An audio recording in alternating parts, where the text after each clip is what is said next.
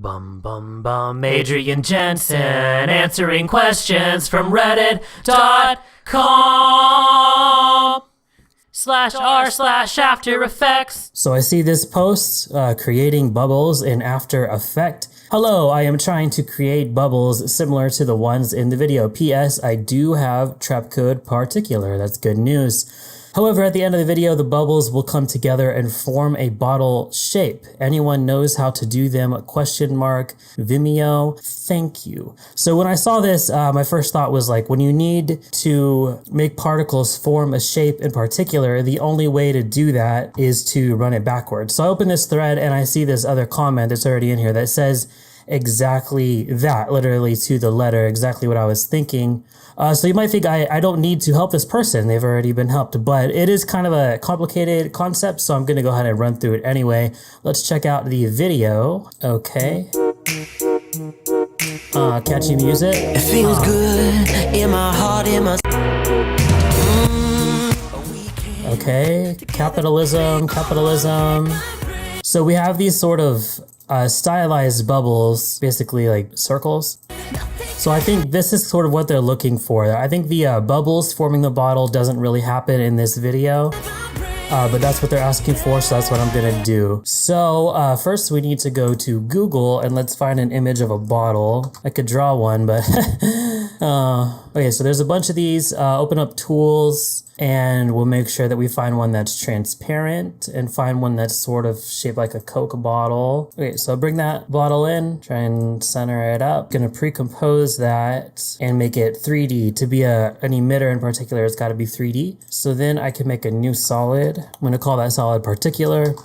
And I'm going to add an effect called particular. So let's set the emitter as a layer, and the layer emitter needs to be the bottle. And we don't need it to use the RGB of that layer. We can turn that bottle off so we can see what's going on. So we're getting a few particles. Let's turn it up to way more. This is probably going to start to chug because layer emitters just are slow with trap code particular. So I'm going to change the velocity to 0, move forward to when I can actually start to see a bottle forming, and then I will keyframe my velocity at that point to be something higher. And actually the particles per second I can keyframe down because this is ridiculous. These particles, we want to keep them as spheres, but let's turn our feather all the way down so they're just kind of circles. Turn the size up on those and the size random up, and I will change the opacity to like 50 and the opacity random all the way up. Whoa, hey, I made them colorful by accident. That's not what I want. Opacity random all the way up.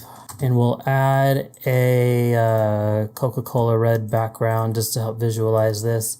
Hashtag not sponce. Okay, so now everything we need to do to these particles is going to actually be the opposite of what we want. So going into the physics here, maybe I will add in a bit of air resistance first of all, but to compensate for that, I can make the velocity greater, but I got to make sure that I'm on my keyframe to do that. Back to physics, no more distractions. So I want to actually introduce some gravity. These bubbles are supposed to be floating up, so what I'm going to do is add some positive gravity which will make them fall down. Actually, that's no good because you can't keyframe the gravity, so let me just undo that. Instead, how about I use some wind in the Y direction, because you can keyframe that. So I'll have my wind pushing these bubbles down. Alright, but then at this part where it's supposed to look like a bottle, I'll have my wind equal 0. I might need to shift those keyframes around a little bit. It's a little confusing to figure out where they should go. Okay, but I'd say that that's kind of like the look that I'm going for. So I'm just going to highlight everything.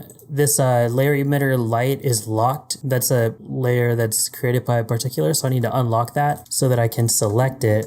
Control-Shift-C and just pre-compose all of those. And now I can right-click on that, time reverse layer, and scooch that back a bit. And now I've got my bubbles sort of forming into the bottle shape. And then to add some additional detail, I'm going to jump back into that pre-comp and just grab the particular layer, Control-C, back into our main composition, paste that in. So my particles per second won't need to be keyframed here. My velocity won't need to be keyframed here. I don't want this to be a layer emitter either. I want it to be just a box. Let's take my velocity down, something very small, and then my emitter size to something larger, and I will move the emitter down low below the bottom of the composition. Okay, bring my particles per second down because that's stupid. Into physics, let's introduce some negative gravity to have these continuously float up. Turn back on my other layer for context. And now when the bottle is forming, I want these particles to be gone. So I'm just going to keyframe the particles per second to die off into nothing.